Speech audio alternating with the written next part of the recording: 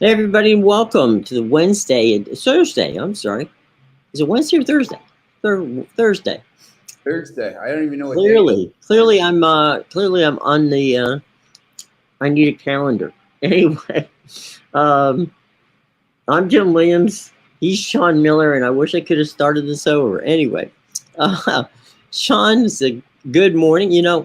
Uh, yesterday, France proved that they're good. they really put on a show yesterday, and that's not to slight Morocco. They played as hard as they could, but man, that was a show. Yeah, it was interesting for me because France scored in the fourth minute, and it was the perfect start. But first of all, it's interesting because there's been these issues with viruses going through the Right. heating and cooling systems in Qatar. Brazil, I know, got hit by it, and they lost two. France lost two starters, one of whom, Upamecano, was replaced by Konate, who maybe was the man of the match, so that wasn't a big loss. But I thought Rabiot was a huge loss in the center of the park because, Fofana came in wasn't as good, and Rabiot's size, and I think he would have been able to deal with them a little more. I think they probably could have. France had two chances. Giroud hit the post. They had two chances in the first half. If they scored those, they would have won 5-0 or 4-0 easy. They would have walked in the park the second half, but they didn't, and they made it hard for themselves a little bit in the second half before the sub came in and scored. That was interesting.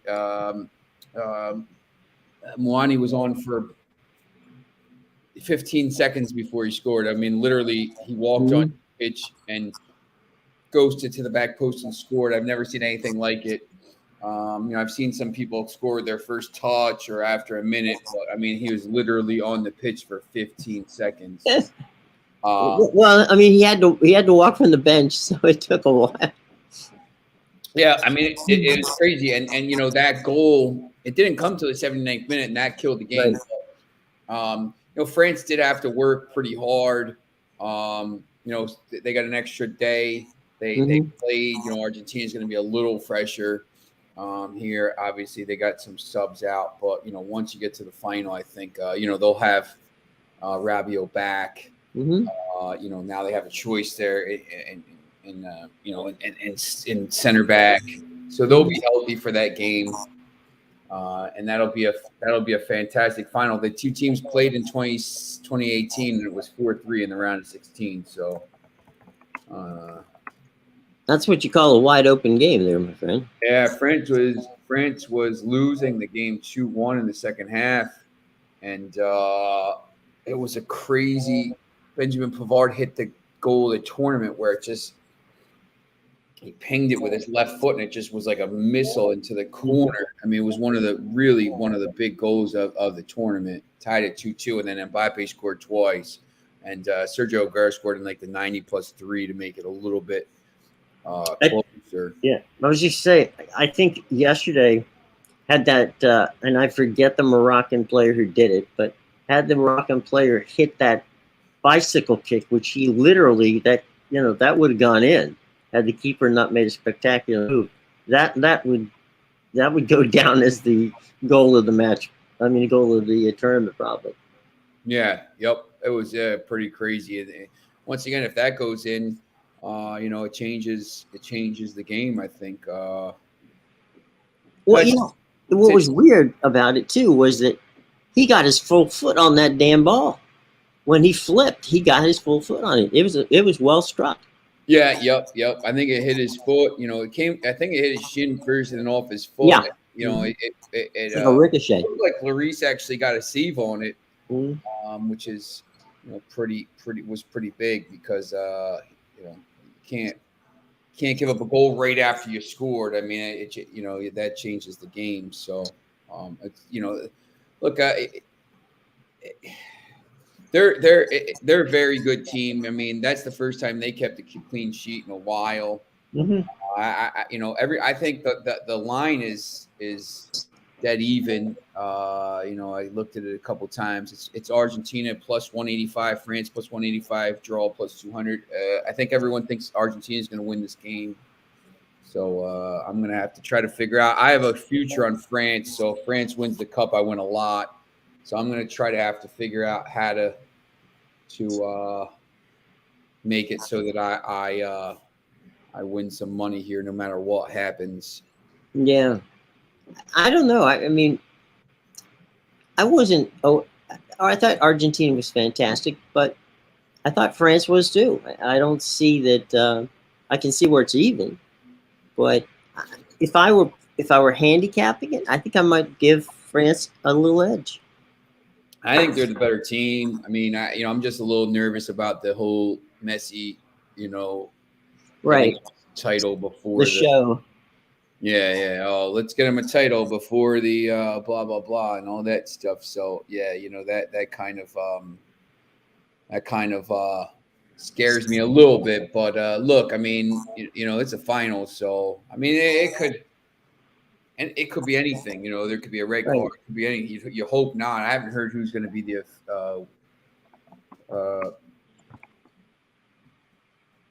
I mean, the ball can fly anywhere, so you never know what's happening. And it's kind of like watching a hockey game, right? The puck bounces off of a guy's, leg, and suddenly, it's in. He didn't shoot it; it just went in from off on a ricochet.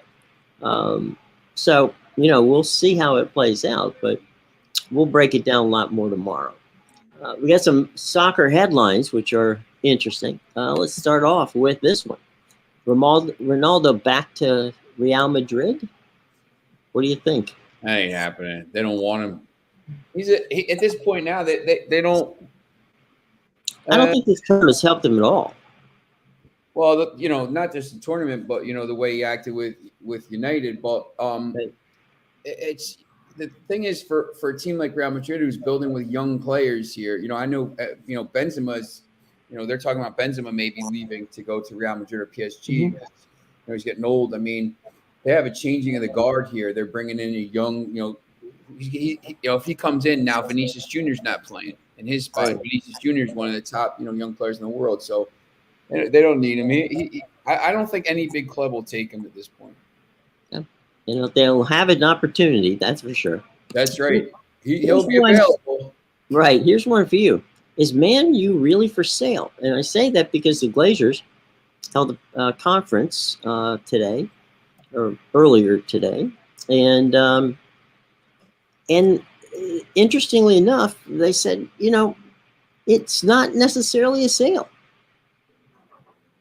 Yeah, it's I don't know what's going on here. I haven't seen what they said. Now, basically, this is my theory of the case. They've been offered money that this leads me to believe they've been offered, deals that they feel is less than. Yes, that's right. Okay. So this is just plain old straight up a negotiating tool. All right. You have something I want and you say, Jim, I know what you offered and you've been, it was a wonderful offer, but maybe I'm just going to keep it. I was sleeping on it last night and maybe I'm just going to keep it. So that's my theory of the case on what's going on with the Glazers and Man U. They'll sell it, but it's got to be a number. And right now, nobody's hitting that number. Well, yeah, that's the thing. I opened up Twitter today and everybody's panicking. And I'm like, look, guys, you got to, they don't understand. First of all, they don't understand business. But you got to understand what's going on. Yeah, look, I mean, if somebody offers you $3 billion, look, no, sorry. Yeah. It's not for sale. It's whoever, I'm going to go to this point. Whoever gets this team, there's going to be at least a 7 in front of it. Exactly. Anything north of 7 will probably get you this team. Anything south of 7, they don't have to sell it. Yep, that's right. Yep. So, I mean, it's not like the Glazers are in financial trouble. So I think they know this is the time to do it because maximize. They're not getting, Liverpool's. They're not getting another chance here to do it because someone's going to buy. If they didn't sell, someone would buy Liverpool. Someone already bought Newcastle. Right. All these clubs, and then there's just a limited market for the teams that are going to be sold. So just get it out there now and see what you can get for it. Well, I just think they're playing negotiation 101, which is, make people think you aren't desperate to get the money. Yeah, exactly. You got to understand the game and stuff like that, which some of these people don't, you don't really understand. I mean, it was like when the Bolin family decided to sell the Broncos. They basically had a number in mind and decided that's the way they were going to play it. And eventually they got what the number, they got the number they wanted. Yep. So it's, Man U is still going to be there and Glazer's still going to sell it. But when, we don't know. And for the price, as I said, I think it's going to go north of the number 7. I hope, Bezos is involved, once again, I don't really know. You got the richest guy in England involved. You got, our bid of $27.50 is out there. So, yes. we might be able to bump it up to 30 or 40, but we'll do our best. So there's things to be done. But if you're a Man U fan and I'm sitting here with one, I wouldn't be concerned that they're going to sell the team. I just, sit back, relax, and let this whole, drama play out. Yes, exactly. So there you go. That's your business of sports lesson for today. A non-soccer note, but it's big news, is that UCLA was cleared yesterday to join the Big Ten with USC. Wow. Now, for those of you who haven't been paying attention to the story, UCLA is part of the University of California system. They didn't ask for permission from the California State education system to move to another conference, which they technically have to do. So the regents had to get together and decide whether or not UCLA was going to be able to do it.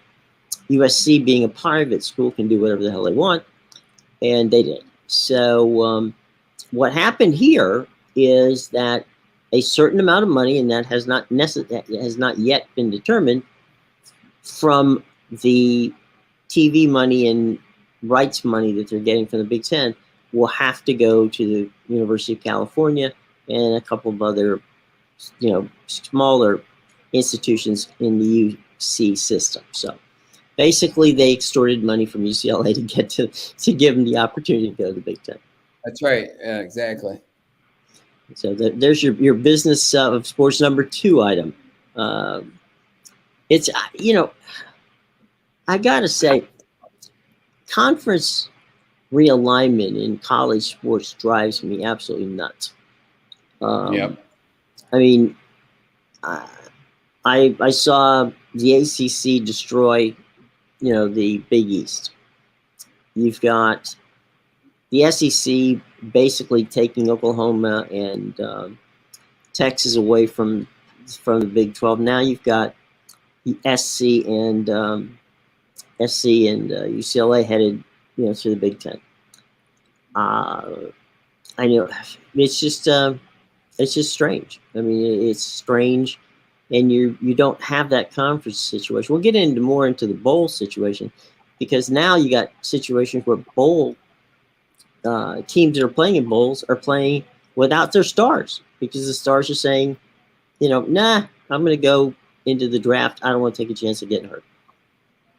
So what looks like marquee matchups in these bowls turns out to be, one-sided affairs, because one team is playing without 3 or 4 of their stars. Yeah. It's,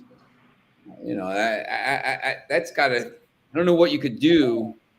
Well, yeah, I mean, you got guys opting out of like playoff games, right? I mean, the USC, the Ohio State players. I mean, look, like you work you're part of a team. I understand you got to protect your investment and stuff, but like, and you're part of a team, you're letting your team down. I don't understand why. What's the point? I mean, at this point now, it's not even a real. Everybody knows. What started this process? A couple things.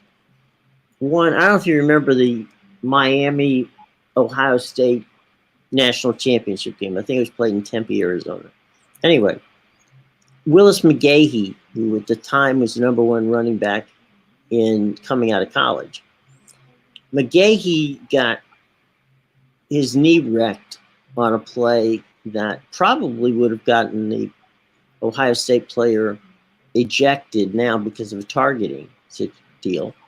So McGahee's out. He's no longer the number one running back. It cost him millions of dollars.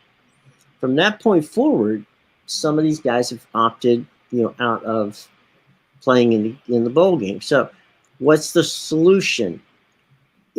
To me, the solution is, and I don't know that, I mean, it's going to blow the head off of, of some traditionalists, is that the bowls pay the players. Yeah. So you're paying an appearance fee. Yeah, you got to do something. Because you can do that now with NIL money. Yeah, that's right. So take a percentage of what the team was going to get and give it to the players. So then there's an incentive to play. Yep. Yeah. Or take out, I mean, the NFL's got to do something here. Obviously I know teams aren't going to, if you tear your knee up or something like that or whatever, you get really badly hurt. I mean, it's going to be, maybe your draft stock goes down or something like that. But I don't know. It's not really fair. You got these, Ohio State.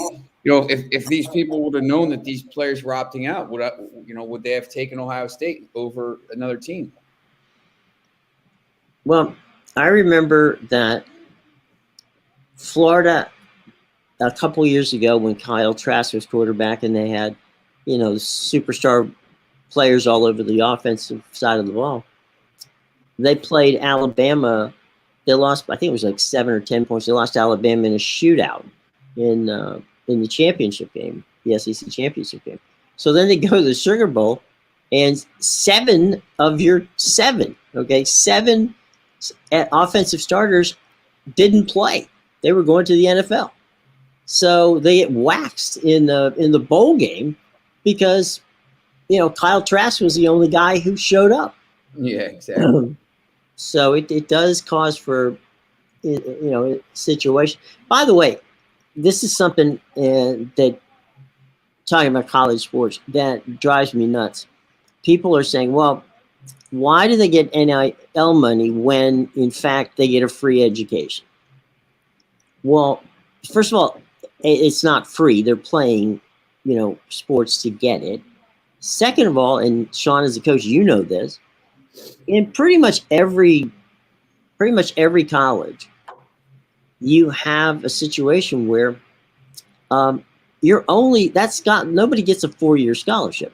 Basically, if someone's better than you, or you get hurt or whatever, they can take that scholarship away and give it to somebody else. So there's not a guaranteed 4-year scholarship.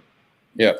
And that's why you're seeing now kids, for all intents and purposes, you've got free agency in college sports because they can enter the portal and play wherever they want to. Yep. So we're getting a lot of those kind of things setting around. So I'm all for the athletes. Whatever they can do to make it work, that's fine. But it's a very fluid situation. We'll have to keep track of it. But there you go. Any leagues playing soccer today? Let me take a look.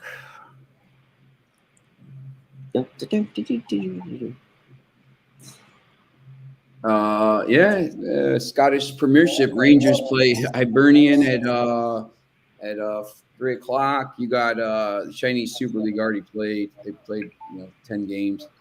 Um, Romania, CFR Cluj. That's the big joke. They play every time you look up. They're playing. The barnstorming team. Yeah, it's anytime you think there's nothing going on and you need a game, CFR Cluj will be there to save you.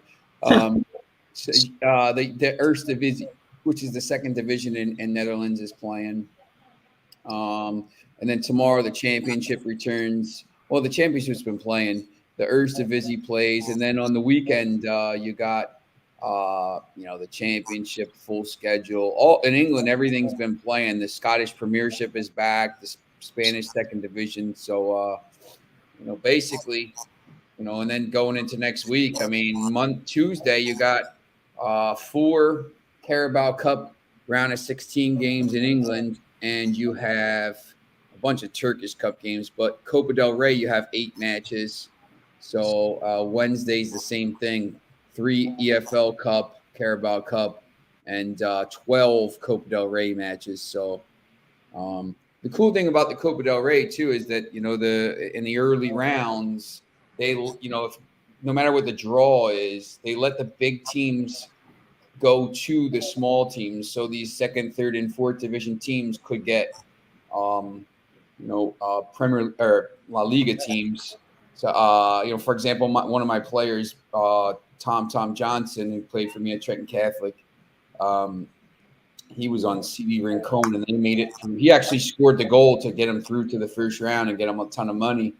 They had to play La Liga team Alaves in the first round. They were hoping they got Real Madrid or somebody like that, or Atletico Madrid, but they ended up getting a La Liga side, so that was pretty cool.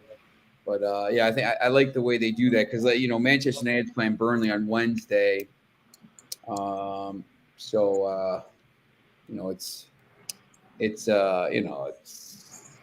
at home. I don't know. Burnley's a local rival, so it's not that bad. But there's going to be a lot of stuff next week. Mm-hmm. The hangover from the World Cup. Do you see a lot of these players that are playing in the cup right now making bolts for bigger and better paychecks with some of the elite teams in Europe? Because we're in a very bizarre situation. This World Cup came in the middle of the season. I think that's why the level of play was so much better, to be honest, too, because, it's not a month after the season ends. First, I think there's going to be, like you said, like that Arenbot from Morocco is going to be getting like all kinds of offers. I think he plays for Fiorentina, the keeper for Croatia and stuff like that. I know, Manchester United had said the players that were out in the quarterfinal rounds will be back for training on Monday, because the Premier League goes back on the 26th. The problem is, both their center backs are playing in the final, so that's a little bit of an issue. So because that's good news and bad news, yes. Yeah, it's and Varane didn't play for a month before the World Cup because he was banged up. Look, I mean, one of them is going to be if Varane wins, he'll be a 2-time World Cup and a 4-time Champions League center back. Might go down as one of the best of all time. Obviously Lisandro Martinez for Argentina. But some of these people are going to get moved. Some of these people are going to be out, and it's going to hurt maybe the smaller teams. I don't know how many players from Argentina or France or even Morocco and Croatia are playing for, Crystal Palace or some of these smaller teams, but maybe a team, West Ham or something like that. I mean, if they have to, you don't want to rush these guys back. You got to give them a little bit of a break. So it'll be interesting to see what happens afterwards because, it's nonstop. I mean, I wrote from I think it's starting on Boxing Day until January 19th, maybe. Mhm. There's a game every day, but one. There's games at every Premier League games, uh, Carabao Cup games, FA Cup games. I mean, they're just jamming these games in everywhere now because you have to make up a month of time here. So We got it's a got question from someone who is in the UK and wants to know if I'm sorry, they're going to be in the UK in next week and wants to know where should they go to watch a soccer game. Where are they going to be? They're Let's going to see. be in London. London. Okay. So let me take a look. Is Chelsea in town I don't know if Chelsea's playing in or the Tottenham? I guess. League Cup. They're both out of the League Cup. So next week, Tuesday, Wednesday, if it's the Premier League comes back on the 26th after Christmas, but Mm-hmm. MK Dons plays Leicester City on Tuesday. That's a little bit outside the city, but like not too far outside the city. And League Cup matches, you'll be able to get tickets all the time. Charlton Athletic, that's a good place to go. The stadium is a Premier League stadium, so that's Wednesday. Charlton Athletic plays Brighton, so that's in London. I went to a game there when I actually went to Charlton Athletic's first round match against the Queens Park Rangers. They scored really late to tie it and then won in penalties. But Charlton Athletic is a Premier League ground for a Mm-hmm. League One team, and you could probably walk up and buy tickets for £8, and it's right off the train. It's right off the subway. You get off the subway, or Mm-hmm. whatever it's called there. It's not the underground. It's The actually another. tube. Yeah, it's one of the other systems. But you get off it, and you walk up the stairs, and the ground is like right there. So Charlton Athletic on Wednesday would be it's a 7:45 match. You get to see it under the lights. It'll be pretty cool. You'll be able to sit basically. When we went to the QPR match, I sat basically on the. I probably could have gotten the game.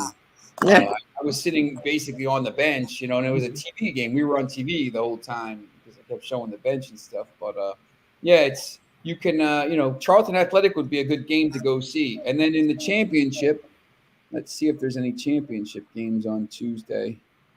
There's some of the They're lower. there for 2 weeks, so.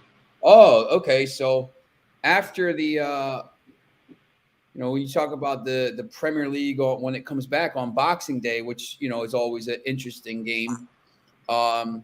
Brentford is playing Tottenham, really small stadium, tough to get tickets. Crystal Palace is playing Fulham on Boxing Day. You might be able to get tickets for that. Arsenal's playing West Ham on Boxing Day on Monday the 27th. Chelsea's playing Bournemouth on Tuesday the 27th.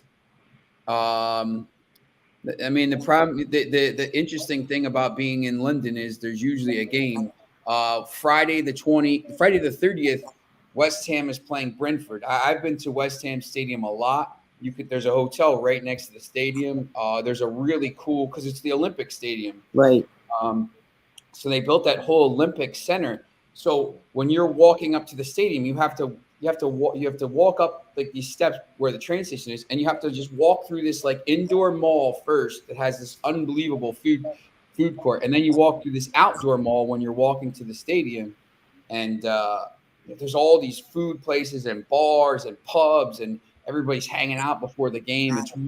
I would say, if you're there on the 30th, the West Ham match might be pretty interesting. But there's a lot of, Fulham plays Southampton on the Saturday. I mean, if you really wanted to, you could probably go to games basically every day for a week and a half. It's pretty easy to get. It's pretty. There's not really scalping there. Mm-hmm. They don't sell tickets over face value. Anytime I've got a ticket there, it's been like, I go on Twitter and say, hey, I need a ticket. And someone's like, here, send me £25 the thing. Cause it's all electronic now. Right. Mm-hmm. So, they send it right to your phone. So it's pretty cool. Sounds like it. And so is Brighton the Brighton team from the South? Brighton. Yeah. They're from the resort. I mean, as much of a resort as you can get in England. Right. Because it's not real warm. But yes, they're along the South Shore there, rivals with Southampton and stuff. But yeah. I mean, like Blackpool's a resort as well, but like Right. it's like it's on the. It's not an overwhelming one. It's like putting a resort, a beach resort in Nova Scotia or something like that. Right. I don't know if I'd rather go there or the Bahamas. I think the Bahamas would make it for me. You know, something's beeping. And anyway, then it stopped. So anyway, yeah. So there's some good advice on where to go, and don't go to Scotland yet. Wait till the summertime. It's too damn cold from that standpoint. Do you have a favorite? Taking Old Trafford out of it, do you have a stadium that you enjoy going to? In England, yeah, I like the West Ham Stadium is weird because it's the Olympic Stadium, so it's like some of the seats are further back, but I sat behind the goal in the stands for a Europa League game last year against Zagreb, I think, right next to the Zagreb fans, and it's great. I loved it. That one. I like Southampton. Southampton is just a one bowl basically all the way around, so you're basically really great seats. I've been to Blackburn, Southampton, Everton, Liverpool.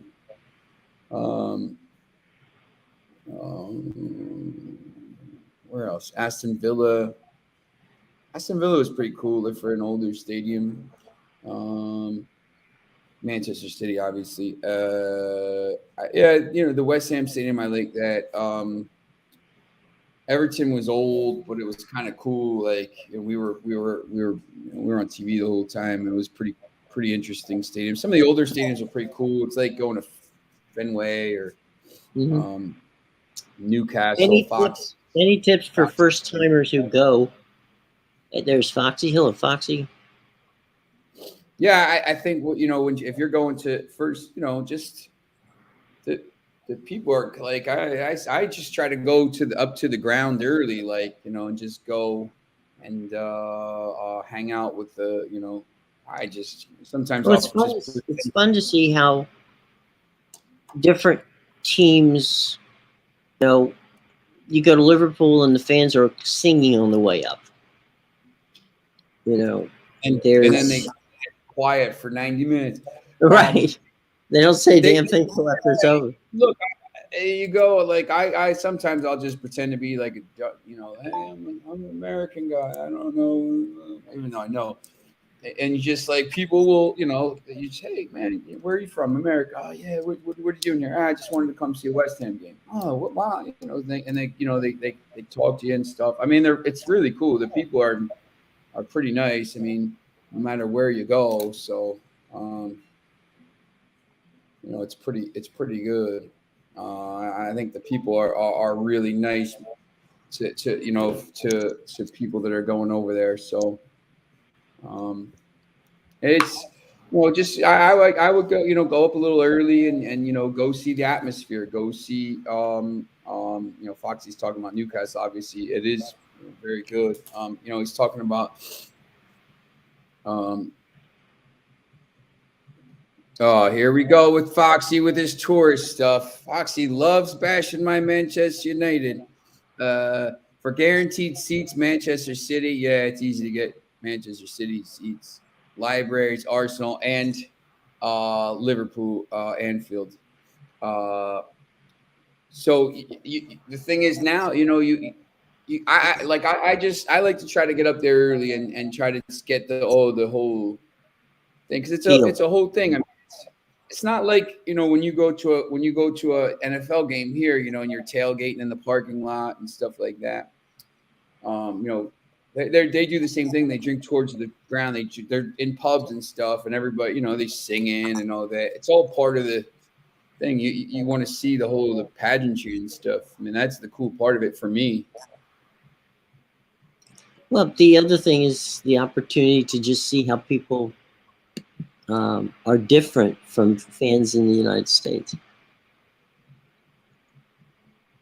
And I think that's a lot of fun. Yep. It's just you just you just see different things, and and you don't obviously look if you're a Fulham fan and you're going to see Fulham play Crystal Palace as an American, you don't just say like I don't know. I mean, go to the Fulham pub if you want, but like I would just say, look, if you're trying to get tickets, say, hey, listen, I'm an American in town. I just like to go to the game. Like, obviously, don't cheer for Fulham in the Crystal Palace game. Yeah, don't have enough. Not a good plan. We sat with the Manchester City coaches in a United City Manchester Derby match. We sat with the actual youth team coaches, and like I had to sit on my hands until after the match, and because the trams are so bad, like going from the city ground back to town. I mean, we had to Foxy, greatest atmosphere in the UK, nothing like a religious rivalry, a political rivalry and stuff like that. The Rangers Celtic is definitely, and they play about 10 times a year, so in every cup and everything, so it's pretty cool. But yeah, my niece went to that game once when she was studying in Scotland, and she asked me what to do. I said, just go there and enjoy the game.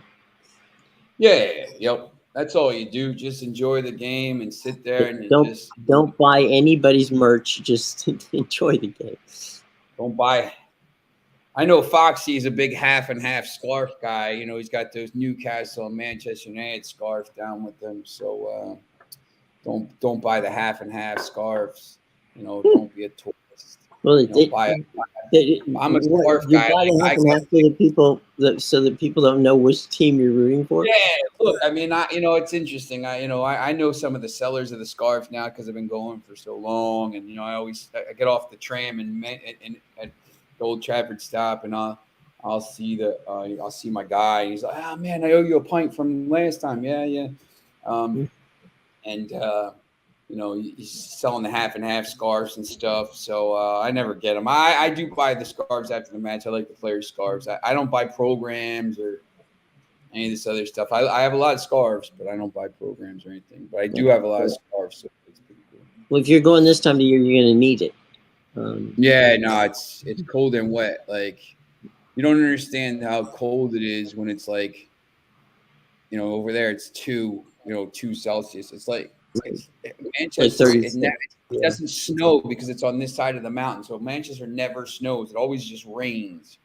But it's like I've never been in a place that's like 37 degrees Fahrenheit and rains more in like February all the way till like April. It's crazy. Like the rainy season. Cold and wet sucks. Like if it's like snow, you could deal with it. Like snow is like dry. You know what I'm saying? Like cold. It's cold and wet and windy, and just like, man, this is so bad. But it is what it is. I mean, it's part of the town. Like I can't. Part of the charm. I got a bunch of Gore-Tex sneakers and shoes now, and you just don't wear regular shoes there. You get soaked. It is You get your duck shoes on. Yeah, exactly. Float. Well, I tell you what, we've got to get out of here by 9:30. So it's time for some final thoughts. Foxy, you got any final thoughts, guys? Class, any final thoughts on what's going on? Oh, there's a game tonight. I don't even know who's playing, but Oops. Oh, there's a football game. Yeah. 49ers and Seahawks, actually. Oh, that's a good one. Yeah, it'd be a decent game, I think. Are they playing in Seattle or are they playing in? It's in Seattle. Okay. I don't know. I think the 49ers win. Foxy said that they messed up starting injured defenders. Well, yeah, Aguerd was pulled out right before the game started, and then Roman Saiz obviously wasn't healthy.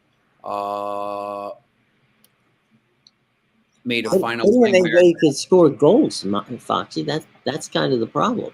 Yeah, Foxy. I have two things to that though. If they score the two chances, they hit the post and whatever in the first half when France was pretty dominant, they win the game easily. And second, I think Rabiot was a huge miss. I think he's turned into a key player for them. He's a massive, massive player in the middle of the pitch.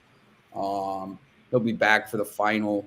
They should be healthy if they keep everybody healthy. If they don't keep turning on the flu stuff for in all these hotels. So we'll see. But yeah, I think the final will be interesting.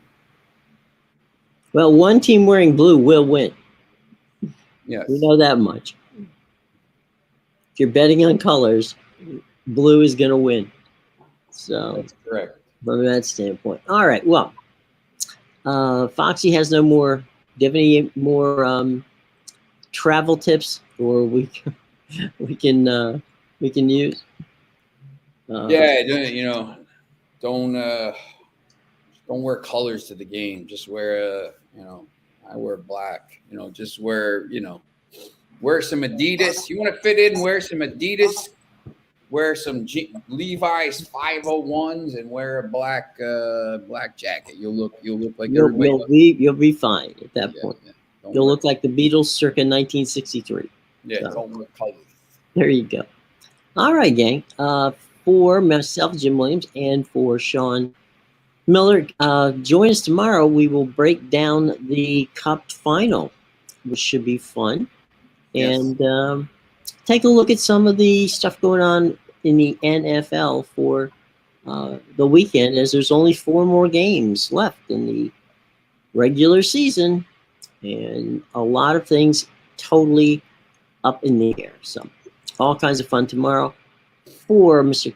Miller, I'm Jim Williams saying so long, everybody. We will see you tomorrow.